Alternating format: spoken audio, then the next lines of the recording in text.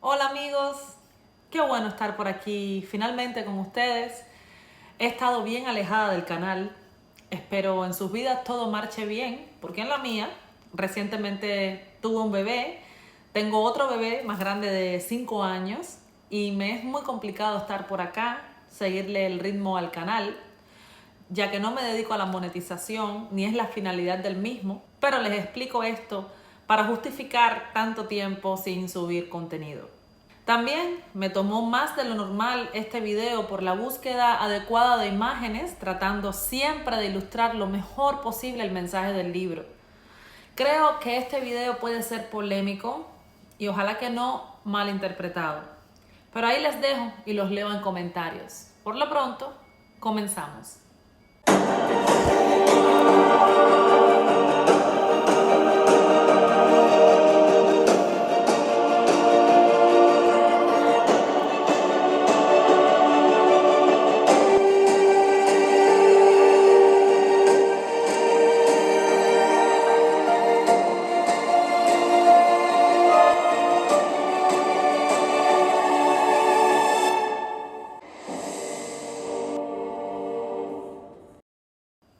950.000 años después de la migración andonita hacia Francia e Inglaterra, cuando ambos países continuaban unidos por tierra, esta raza, la andonita, continuó avanzando hacia el este hasta llegar a la isla de Java, donde permanecieron un tiempo y justo donde fueron encontrados en 1891 y 1936 restos del famoso hombre de Java que correspondían al hominino Homo erectus.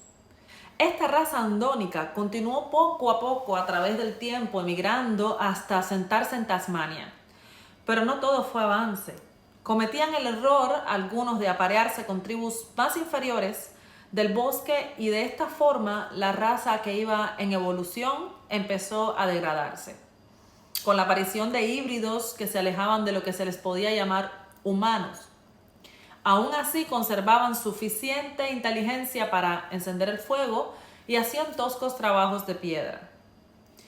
Todo esto aconteció en un periodo de 50.000 años, más o menos, o sea, 100.000 años después de la aparición de Andón y Fonta. La lista de homos es extensa. Este término, homininos, abarca a los individuos de las especies del género Homo, que son parte del proceso evolutivo humano, como todos sabemos, y de las especies principales y más conocidas se derivan subespecies.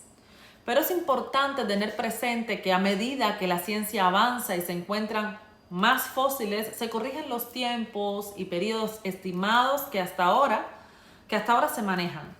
Es por esto que algunos lectores del libro de Urantia cuestionan la no coincidencia de la cadena evolutiva que se conoce contra lo que narra este libro, como también los periodos históricos del planeta.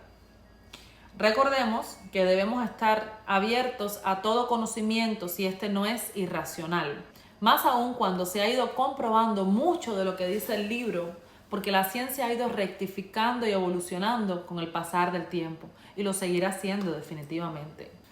Es por esto que siempre trato de dejarles hallazgos y descubrimientos que confirmen lo que nos dice el libro azul o la quinta revelación.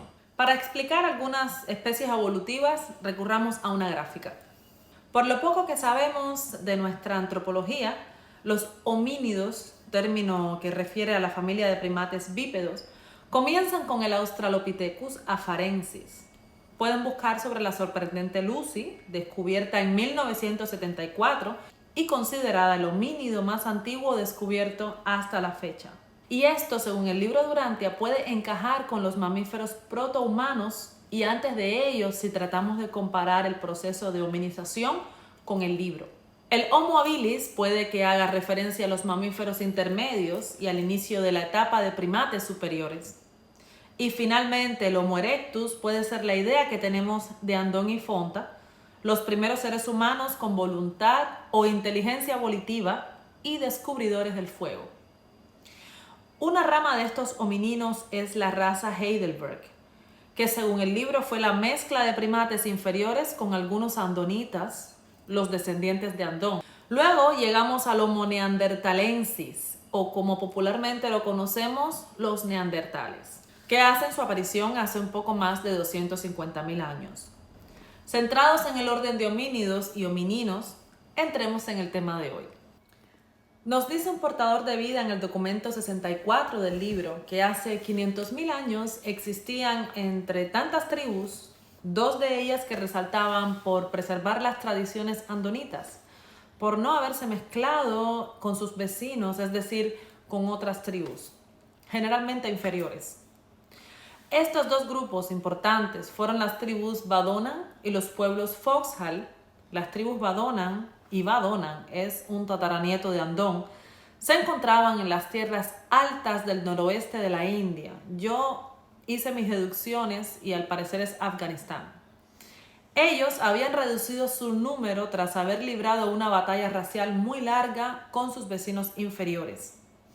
Los sobrevivientes inferiores de esas luchas se mezclaron con los Badonan y esto da lugar a la raza neandertal, que no fueron más que mestizos andonitas de la tribu Badona y cepa simia de estas tribus inferiores.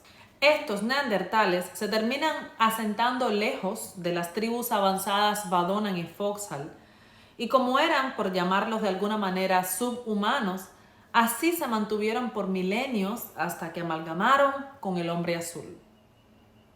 Los pueblos Foxhal, por su parte, fueron con el tiempo expulsados por el hielo de una de las glaciaciones hacia el mar. Ellos construyeron barcas y los sobrevivientes llegaron hasta Islandia y Groenlandia, estableciendo así los esquimales.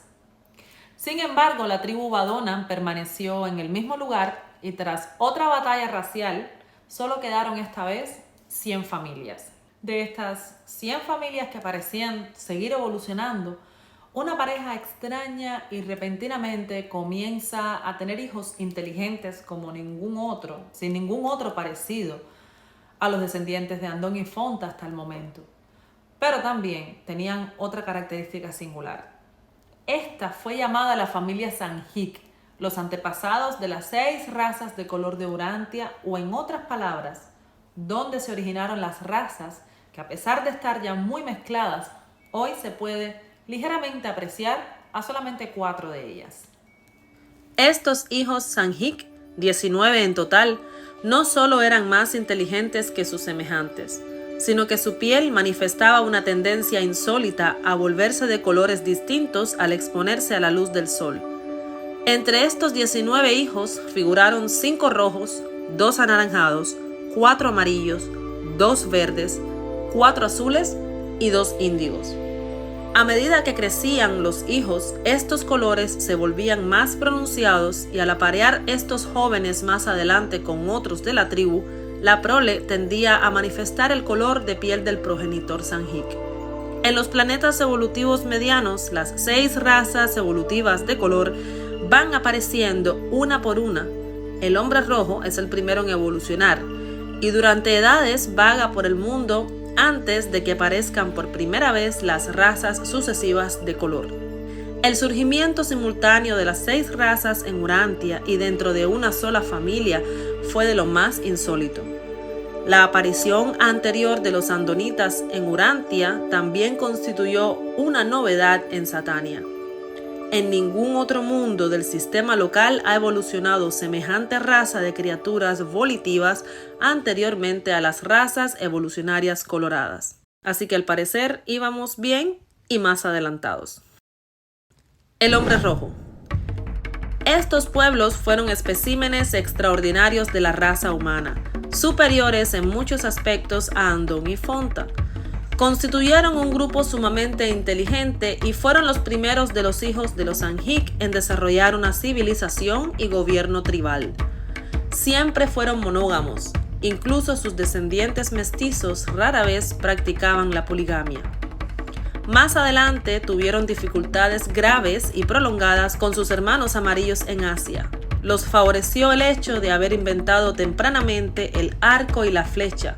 Sin embargo, desafortunadamente habían heredado gran parte de la tendencia de sus antepasados a pelear entre sí, lo cual les debilitó de tal forma que las tribus amarillas pudieron expulsarlos del continente asiático. Cuando los restos relativamente puros de la raza roja abandonaron Asia, formaban 11 tribus y sumaban poco más de 7.000 hombres, mujeres y niños. Estas tribus iban acompañadas de 3 pequeños grupos de ascendencia mixta y el más grande de ellos era una combinación de las razas anaranjada y azul. Estos 3 grupos nunca fraternizaron por completo con los hombres rojos y pronto se dirigieron hacia el sur hasta México y América Central, donde más tarde se unió a ellos un pequeño grupo de amarillos y rojos mezclados. Todos estos pueblos se casaron entre sí y fundaron una nueva raza amalgamada mucho menos belicosa que los hombres rojos de raza pura. En el espacio de 5.000 años, esta raza amalgamada se dividió entre 3 grupos, los cuales establecieron las civilizaciones respectivas de México, América Central y América del Sur. Hace alrededor de 85.000 años, los sobrevivientes comparativamente puros de la raza roja se trasladaron en su totalidad a Norteamérica. Poco tiempo después de eso, el istmo de tierra de Bering se hundió y así quedaron aislados. Jamás volvió ningún hombre rojo a la Asia, pero por toda Siberia, China, Asia Central, India y Europa dejaron sus marcas a través de los apareamientos con las otras razas de color. Al efectuar el hombre rojo la travesía hacia América, trajo consigo muchas de las enseñanzas y tradiciones de su origen primordial. Sus antepasados inmediatos habían estado en contacto con las últimas actividades de la sede central mundial del príncipe planetario. Pero poco tiempo después de llegar a las Américas, el hombre rojo comenzó a perder de vista estas enseñanzas y hubo una gran decadencia de la cultura intelectual y espiritual.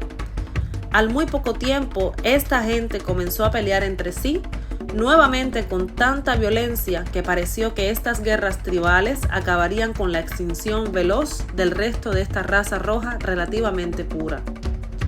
A causa de esta gran regresión, el hombre rojo parecía destinado a extinguirse cuando apareció Onamunalonktón, hace unos 75.000 años y en calidad de jefe y redentor espiritual. Trajo paz temporal a los hombres rojos americanos y resucitó la antigua adoración del Gran Espíritu. Onamunalonktón vivió hasta los 96 años de edad y habitó entre las grandes secoyas de California. Muchos de sus descendientes llegaron hasta los tiempos modernos entre los indios Blackfoot. Con el pasar del tiempo, las enseñanzas de Onamunalonktón se convirtieron en tradiciones vagas. Se reanudaron las guerras de aniquilación mutua y después de los días de este gran maestro, ningún otro jefe logró traer la paz universal entre ellos. Durante estas luchas tribales, las ramas más inteligentes parecían en creciente escala.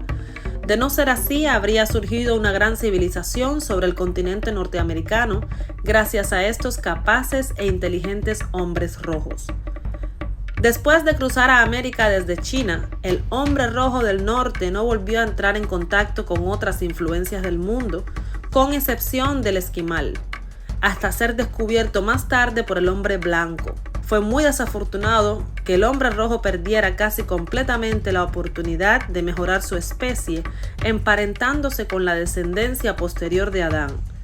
Tal como estaban las cosas, el hombre rojo no podía dominar al hombre blanco y tampoco quiso servirle de buen grado. En tales circunstancias, si las dos razas no se mezclan, una u otra perece. El hombre anaranjado. El rasgo destacado de esta raza fue su impulso particular en construir lo que fuera, incluso en amontonar vastas pilas de piedras solo por ver cuál tribu podía construir la pila más alta. Aunque no fueron una gente progresista, aprovecharon mucho las escuelas del príncipe, enviando delegados para que se instruyeran. La raza anaranjada fue la primera en bajar por la costa hacia la África a medida que el Mediterráneo se retiraba hacia el oeste. Pero no llegaron a arraigarse favorablemente en África y fueron finalmente exterminados por la raza verde, que llegó más tarde. Antes de que llegara el fin, este pueblo perdió mucho de sus logros culturales y espirituales, pero hubo un gran resurgimiento de un nivel de vida superior como resultado del juicioso mando de Porchunta, la cabeza principal de esta raza malhadada, el cual les guió cuando su sede central estaba en Armagedón, hace ya unos 300.000 años. La última gran lucha entre los hombres anaranjados y los verdes ocurrió en la región del Valle del Nilo Bajo, en Egipto. Esta prolongada batalla se libró durante casi 100 años y al finalizar, muy pocos de la raza anaranjada quedaban vivos. Los restos arruinados de esta gente fueron absorbidos por los hombres verdes y por los índigos que aparecieron más tarde. Pero en cuanto a raza, el hombre anaranjado cesó de existir hace alrededor de 100.000 años. El hombre amarillo. Las tribus amarillas primitivas fueron las primeras en abandonar la caza, establecer comunidades asentadas y desarrollar una vida hogareña basada en la agricultura. Intelectualmente eran un tanto inferiores al hombre rojo, pero social y colectivamente resultaron superiores a todos los pueblos Sanjik en cuanto a fomentar la civilización racial. Como desarrollaron un espíritu fraternal, las distintas tribus aprendieron a convivir en paz relativa. Así pudieron expulsar a la raza roja, con la cual se enfrentaron a medida que ésta iba expandiéndose en Asia. Se alejaron mucho de las influencias de la sede central espiritual del mundo y poco a poco fueron cayendo en gran oscuridad tras la apostasía de Caligastia. Pero aconteció una edad brillante entre esta gente cuando Singlantón, hace alrededor de 100.000 años, asumió el mando de estas tribus y proclamó la adoración de la verdad única. La supervivencia de cantidades comparativamente mayores de la raza amarilla se debe a la paz que reinaba entre sus tribus. Desde los días de Singlantón hasta los tiempos de la China moderna, la raza amarilla viene figurando entre las naciones más pacíficas de Urantia. Esta raza recibió un legado pequeño pero potente de la posterior descendencia adánica. El hombre verde. La raza verde fue de los grupos menos capaces del hombre primitivo y fueron considerablemente debilitados por extensas migraciones hacia distintos rumbos. Antes de dispersarse, estas tribus experimentaron un gran renacimiento cultural bajo el mando de Fantad, hace unos 350.000 años. La raza verde se fraccionó en 3 grupos principales. Las tribus del norte fueron subyugadas, esclavizadas y absorbidas por las razas amarilla y azul. El grupo oriental se amalgamó con los pueblos de la India de aquellos tiempos y aún se encuentran algunos de sus rasgos entre ellos, y el grupo meridional penetró en África y allí aniquilaron a sus primos anaranjados casi equivalentemente inferiores. En muchos aspectos, ambos grupos estaban igualmente dotados para esta lucha, puesto que ambos llevaban características del orden gigante y medían muchos de sus jefes de 2,40 metros a 2,70 metros. Estas cepas gigantescas del hombre verde se encontraban en gran parte tan solo en esta nación meridional o egipcia. Los sobrevivientes de los hombres verdes victoriosos fueron absorbidos posteriormente por la raza índiga, el último de los pueblos de color en desarrollarse y emigrar desde el centro original de dispersión racial de los Sanjik. El hombre azul. Los hombres azules fueron un gran pueblo. No tardaron en inventar la lanza y posteriormente sentaron los fundamentos de muchas de las artes de la civilización moderna. El hombre azul tenía la capacidad cerebral del hombre rojo combinada con el alma y sentimientos del hombre amarillo. Los descendientes adánicos los preferían entre todas las razas de color que perduraron. Los primeros hombres azules fueron sensibles a las persuasiones de los maestros del séquito del príncipe Caligastia y fueron confundidos sobremanera por las subsiguientes enseñanzas depravadas de los caudillos traidores. Como otras razas primitivas, no se repusieron nunca completamente del disturbio ocasionado por la traición de Caligastia, así como tampoco pudieron sobreponerse del todo a su tendencia a pelear entre sí.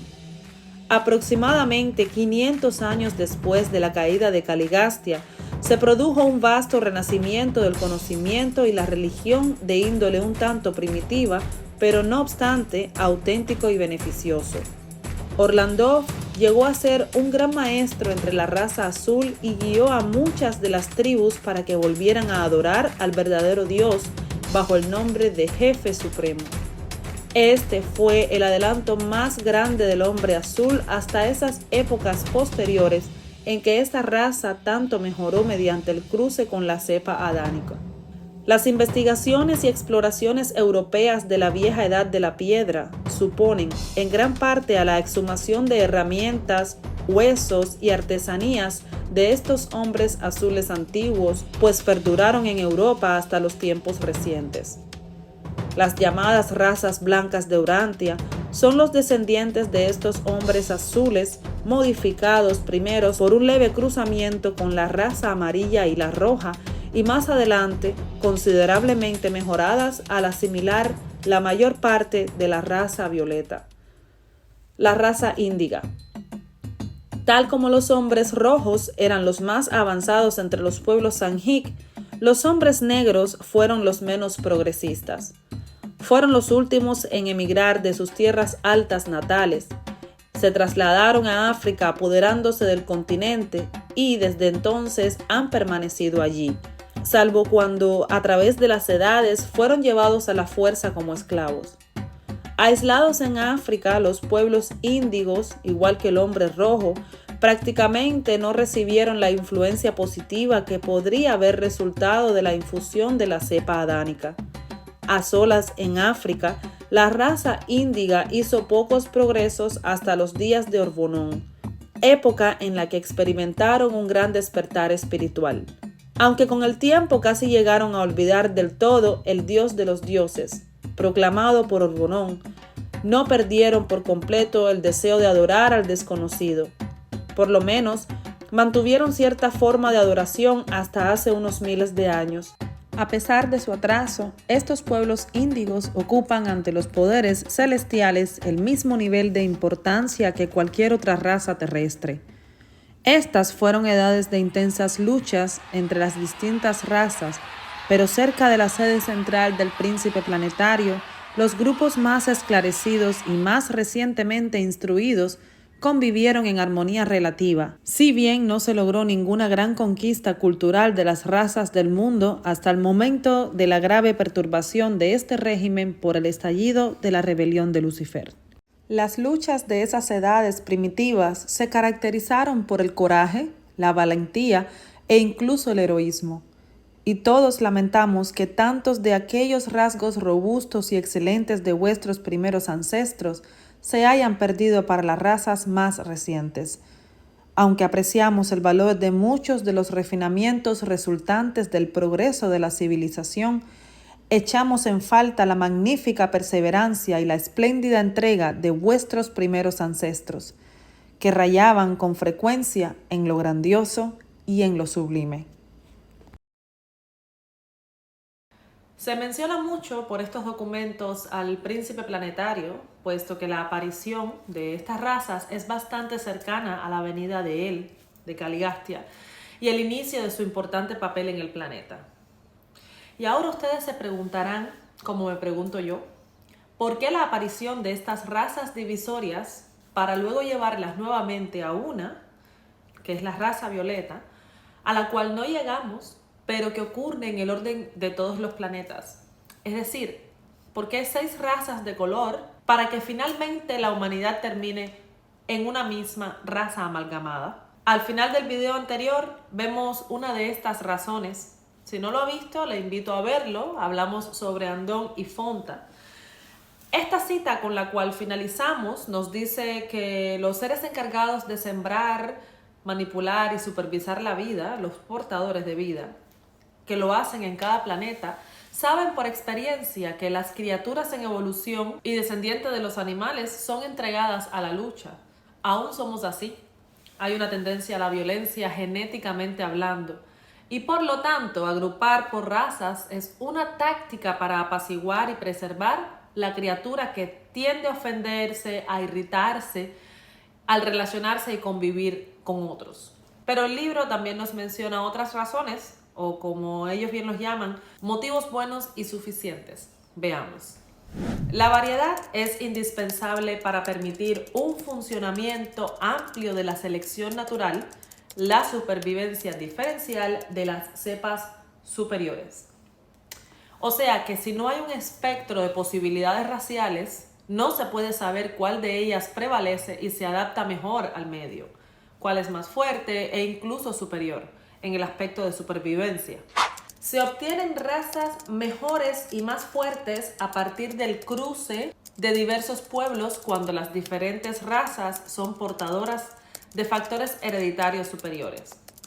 Las razas de Urantia se habrían beneficiado de una mezcla inicial de este tipo siempre que el pueblo conjunto resultante pudiera haber sido potenciado posteriormente de forma efectiva mediante una incorporación profunda de la estirpe adánica superior.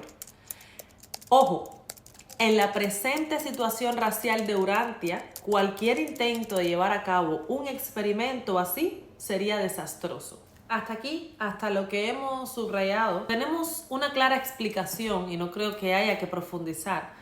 Pero sí quisiera recalcar, porque aquellos que hayan estado mirando el video con ojos de sospecha de racismo o discriminación, les digo que por ahí el mensaje no va. Estas mezclas raciales con la búsqueda de perfección y mejora ocurrió y no debe ocurrir en estos momentos tal como leemos. Sin penetrar en el tema, los motivos de la Segunda Guerra Mundial pudiera ser un ejemplo. Y esto sería un total desastre porque este mestizaje producto de la evolución se da naturalmente, como ocurre en cada planeta, en un orden cronológico y antes de la llegada de Adán y Eva, el Adán y Eva planetario. Portadores de la sangre violeta, el ingrediente final para hacer una cepa fuerte y con el toque divino que acelera el progreso hacia la etapa de luz y vida. Por lo tanto, este video no busca ni desvalorizar ni discriminar ninguna de las bellísimas razas que hoy podemos ver. La diversificación de las razas favorece la sana competencia. Todos sabemos que la competencia lleva a la búsqueda de la perfección. Diferentes puestos de comida en una misma área hace que cada uno de ellos se esfuerce por sobresalir, brindando lo mejor de sí para ser el más popular. Ordinario el ejemplo, pero guarda una similitud definitivamente. Así que cada raza, teniendo su competencia, impulsa el desarrollo por la supremacía. Las diferencias de estatus entre razas y entre grupos dentro de cada raza son esenciales para el desarrollo de la tolerancia y el altruismo humano. Para fomentar el desarrollo de distintos valores humanos se necesitan situaciones y experiencias diversas. Para estas dos, tolerancia y altruismo, un ambiente de variedad y de convivencia con la variedad. La homogeneidad de la raza humana no es deseable hasta que los pueblos de un mundo en evolución hayan alcanzado niveles relativamente altos de desarrollo espiritual. Ciertamente, para querer que todos seamos iguales y tener una posición de desapego hacia nuestras etnias y culturas, debemos alcanzar niveles relativamente altos de valor espiritual. Si ha visto otros videos, como el de las esferas de luz y vida, se habla de que en algún punto nuestro color de piel puede ser un matiz aceitunado y lejos, es decir, estaremos lejos de nacionalismo, seremos una raza, una cultura, un país, un idioma y un deseo de ser todos iguales. Ahora vamos a ver cómo llegaron a mezclarse algunas de las culturas que podemos ver actualmente. Se dice que en algún punto la India alojó a la población más cosmopolita jamás vista sobre la faz de la Tierra. Todas las razas y sus mezclas llegaron a encontrarse allí antes de dispersarse de nuevo, antes de que las 6 razas emigraran hacia diferentes puntos. De la unión de la raza roja y amarilla podemos ver a los morenos. La amalgama entre azules, los hombres azules y neandertales, que como habíamos hablado era una cepa atrasada y mucho más inferior que cualquier tribu Sangheek, pero que logró mezclarse con parte del hombre azul, resulta en los árabes modernos. Aunque para llegar a ello también jugó un muy importante papel la raza violeta de Adán. Todo intento de identificar la ascendencia Sangheek de los pueblos modernos debe tener en cuenta la mejora posterior de las cepas raciales por la aportación de sangre adánica. Es decir, además de la mezcla de estas 6 razas, la raza violeta, la raza que trae a Adán y Eva hace 35.000 años, también juega un papel importante. Los descendientes más puros de Andón que se pueden ver hoy en día son los esquimales, que aunque a pesar de haberse mezclado un poco con el hombre azul y algo de los rojos en tantos miles de años, podemos apreciar algunos rasgos muy antiguos. Y para cerrar este video, deseo enfatizar una vez más que este canal no es para convencer ni proclamar la verdad única.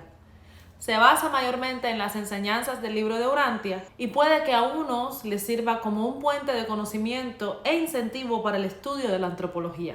Y bien, seguimos en la cronología de los hechos y nos vemos en un próximo video para conocer quién fue Caligastia, dónde estuvo asentada su ciudad y qué fue de ella. Yo mientras tanto les envío un saludo azul.